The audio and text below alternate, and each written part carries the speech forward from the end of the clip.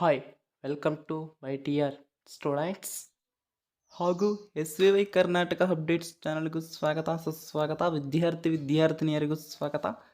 KCET 2025ರ ಪರೀಕ್ಷೆ ಬರೆದ ವಿದ್ಯಾರ್ಥಿಗಳಿಗೆ ಅನ್ಫಾರ್ಚುನೇಟ್ಲಿ ನೀವು ರಾಂಗ್ ಆನ್ಸರ್ ಬಬಲ್ ಮಾಡಿ ಬಂದೀರಾ. ಆದರೆ ನಮಗೆ ಮೈಂಡ್ ಬ್ಲೋಯಿಂಗ್ ನ್ಯೂಸ್ ಅನ್ನುವ ಒಂದು ವಿಡಿಯೋ ಬಗ್ಗೆ ಡಿಸ್ಕಸ್ ಮಾಡ್ತಿದ್ದೇವೆ ವಿದ್ಯಾರ್ಥಿಗಳೇ. ಈಗ ನೀವು ಏನಾದರೂ ಈ ವಿಡಿಯೋವನ್ನು ನೋಡ್ತಾ ಇದ್ದರೆ ಕೊನೆಯವರೆಗೂ ನೋಡೋಕ್ಕೆ ಟ್ರೈ ಮಾಡಿ ಮತ್ತು ನಿಮ್ಮ ಫ್ರೆಂಡ್ಸ್ಗೂ ಮತ್ತು ವಾಟ್ಸಪ್ ಗ್ರೂಪ್ಸ್ಗೂ ಶೇರ್ ಮಾಡೋಕ್ಕೆ ಟ್ರೈ ಮಾಡಿ. ತುಂಬ ಅಂದರೆ ತುಂಬ ಹೆಲ್ಪ್ಫುಲ್ ಆಗುತ್ತೆ. ಓಕೆ, ಒಂದು ಟಾಪಿಕ್ ತಿಳಿದುಕೊಳ್ಳೋಕೆ ಮುಂಚೆ ನೀವು ಏನಾದರೂ ನಮ್ಮ ಚಾನಲ್ ಅನ್ನು ಮೊದಲನೇ ಬಾರಿ ವಿಸಿಟ್ ಮಾಡ್ತಾ ಇದ್ದರೆ ಪ್ಲೀಸ್ ಈ ಚಾನಲ್ ಅನ್ನು ಸಬ್ಸ್ಕ್ರೈಬ್ ಮಾಡಿಕೊಂಡು ಬೆಲ್ ಐಕಾನ್ ಅನ್ನು ಪ್ರೆಸ್ ಮಾಡಿ ಆಲ್ ಆಪ್ಷನ್ ಅನ್ನು ಕ್ಲಿಕ್ ಮಾಡಿ ಇಟ್ಕೊಳ್ಳಿ. ಪ್ರತಿಯೊಂದು ಇನ್ಫಾರ್ಮೇಷನ್ ನಿಮ್ಮ ಮೊಬೈಲ್ಗೆ ನೋಟಿಫಿಕೇಶನ್ ಮುಖಾಂತರ ತಲುಪ್ತಾ ಇರುತ್ತೆ.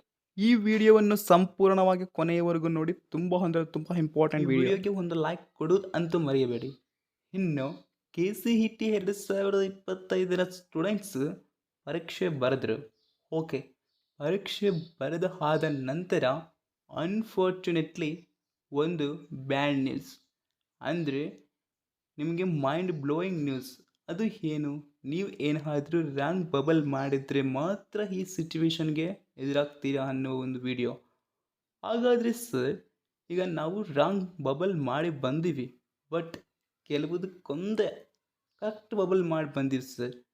ಈಗ ಹೆಚ್ಚು ಕರೆಕ್ಟ್ ಇಲ್ಲ, ಹೆಚ್ಚು ರಾಂಗ್ ಇಲ್ಲ, ಸರಿ ಸಮಾನ ಇದ್ದಾವೆ ನಾವು ಮಾಡಿ ಬಂದಿರುವ ಬಬಲ್ ಆನ್ಸರ್ಸ್. ಹಾಗಾದರೆ ಏನು ಆಗುತ್ತೆ ಸರ್ ರಾಂಗ್ ಬಬಲ್ ಮಾಡಿದ್ದವರಿಗೆ ಅನ್ನುವುದಾದರೆ, ಮೊದಲನೆಯದಾಗಿ CET ರ್ಯಾಂಕ್ ಕಮ್ಮಿ ಆಗುತ್ತೆ. ನಂತರ ನೀವು ಯಾವ ರೀತಿ ಬಬಲ್ ಮಾಡಿ ಬಂದಿರಿ, ಎಷ್ಟು ಕರೆಕ್ಟ್ ಆನ್ಸರ್ಸ್ ಇದ್ದಾವೆ ಅನ್ನೋದು ಇವ್ಯಾಲ್ಯುವೇಷನ್ ಆದ ನಂತರ ಗೊತ್ತಾಗುತ್ತೆ ಅಲ್ವಾ. ಅಲ್ಲಿ ಈಗ CET rank versus PUC rank. CET rank ನೀವು ಎಷ್ಟೇ ಕಮ್ಮಿ ಹಾಕಿ ಬಂದರು ಅಂದರೆ ಬಬಲ್ ರಾಂಗ್ ಮಾಡಿ ಬಂದರೂ PUC ರ್ಯಾಂಕ್ ಐ ಅಂದರೆ 92%, 95% ಹೀಗೆ ಇದ್ದರೆ ಓಕೆ. ಇಲ್ಲ ಸರ್, PUC ರ್ಯಾಂಕ್ 50% ಇದೆ, CET ರ್ಯಾಂಕ್ ಆಲ್ಮೋಸ್ಟ್ 45 to 50% ಇದೆ. ಹಾಗಾದರೆ ತುಂಬ ಅಂದರೆ ತುಂಬ ಡೇಂಜರಸ್, ನಿಮಗೆ ಬ್ಯಾಡ್ ನ್ಯೂಸ್ ಇದೆ. ಯಾಕೆ ಅಂದರೆ ಪ್ರತಿಯೊಬ್ಬ ಸ್ಟೂಡೆಂಟ್ ಪ್ರತಿಯೊಂದು ವರ್ಷದಲ್ಲೂ ಅನುಭವಿಸಿದಂತಹ ಒಂದು ಬಾಧೆ ಮತ್ತು ಯಾಕೆ ಅಂದರೆ ನಿಮಗೆ ಪ್ಲೇಸ್ಮೆಂಟ್ಸ್ ಜಲ್ದಿ ಸಿಗಲ್ಲ. ಇನ್ನೊಂದು ಆ ಕಾಲೇಜ್ ಸಿಗಬೇಕಂದ್ರೂ ನಿಮಗೆ ತೊಂದರೆ ಹಂಗಂತ ಹೇಳಿ ಹೋದ ವರ್ಷ 50 to 55% ರ್ಯಾಂಕ್ ಪಡೆದ PUC ಸ್ಟೂಡೆಂಟ್ಸ್ ಏನು ಮಾಡಿದ್ದಾರೆ ಗೊತ್ತಾ? ಡಿಗ್ರಿಗೆ ಜಾಯಿನ್ ಆಗಿಬಿಟ್ಟಿದ್ದಾರೆ. ಯಾಕೆ ಅಂದರೆ ಅವರ ಒಂದು PUC ರ್ಯಾಂಕ್ ಹೈ ಲೆವೆಲ್ ಇಲ್ಲ ಮತ್ತು CET ರ್ಯಾಂಕು ಇಲ್ಲ. ಎರಡು ಕನ್ಸಿಡರ್ ಮಾಡಿದ್ರೆ ಬಂದಿರುವ ರ್ಯಾಂಕ್ ಕಮ್ಮಿ ಆದ ಕಾರಣ ಅವರು ಡಿಗ್ರಿಗೆ ಜಾಯಿನ್ ಆಗಿಬಿಟ್ಟಿದ್ದಾರೆ. ಈಗ ನೀವು ಏನಾದರೂ ಕಮ್ಮಿ ರ್ಯಾಂಕ್ ಪಡೆದುಕೊಂಡಿದ್ರೆ ಇನ್ನೊಂದು ಅವಕಾಶ ಇರುತ್ತೆ ಅಂತ ಒಂದು ನ್ಯೂಸ್ ವೈರಲ್ ಆಗ್ತಾ ಇದೆ. ಏನು? CET ರ್ಯಾಂಕ್ ಅಂದರೆ ನಿಮ್ಮ ರ್ಯಾಂಕ್ ಕಮ್ಮಿ ಬಂದಿದ್ರೂ ನಡೆಯುತ್ತೋ ಇಲ್ಲೋ ಗೊತ್ತಿಲ್ಲ, ಬಟ್ CET ಎಕ್ಸಾಮ್ನಲ್ಲಿ ಫೇಲ್ ಆಗಿರುವ ವಿದ್ಯಾರ್ಥಿಗಳಿಗೆ ಇನ್ನೊಮ್ಮೆ ಚಾನ್ಸ್ ಇರುತ್ತೆ. ಇದು ಮೊಟ್ಟ ಮೊದಲನೆಯದಾಗಿ 2025ರಲ್ಲಿ ನಡೆಸುವಂತಹ ಒಂದು ರೀತಿಯ ಎಕ್ಸಾಮ್ ಅನ್ನುವ ಒಂದು ನ್ಯೂಸ್ ಆದರೆ ಬಹಳ ವೈರಲ್ ಆಗ್ತಾ ಇದೆ. ಈಗಾಗಲೇ ಎಲ್ಲ ನ್ಯೂಸ್ಗಳಲ್ಲೂ ಬಂದಿದೆ ವಿದ್ಯಾರ್ಥಿಗಳೇ.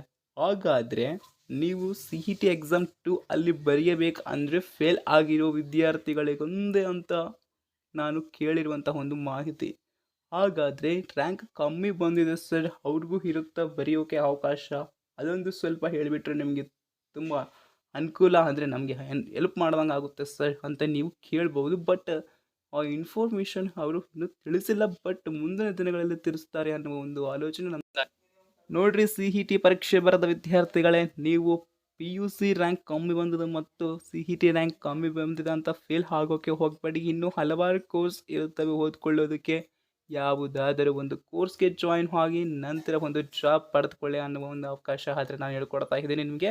ಇನ್ನು ನೀವು ನಮ್ಮ ರಿಸಲ್ಟ್ಸ್ ಯಾವಾಗ ಬಿಡುತ್ತಾರೆ ಸರ್ ಅನ್ನುವ ಕ್ವಶನ್ ಕೇಳ್ತಾ ಇದ್ದರೆ, ಮೇ ಮೊದಲ ವಾರದಲ್ಲೇ ಬಿಡುತ್ತಾರೆ ಸ್ಟೂಡೆಂಟ್ಸ್. ಎಲ್ಲರಿಗೂ ಆಲ್ ದ ಬೆಸ್ಟ್, ಚೆನ್ನಾಗಿ ಬರಲಿ ನಿಮ್ಮ ರಿಸಲ್ಟ್ಸ್ ಅಂತ ಹೇಳ್ಕೊಳ್ತಾ ಥ್ಯಾಂಕ್ ಯು.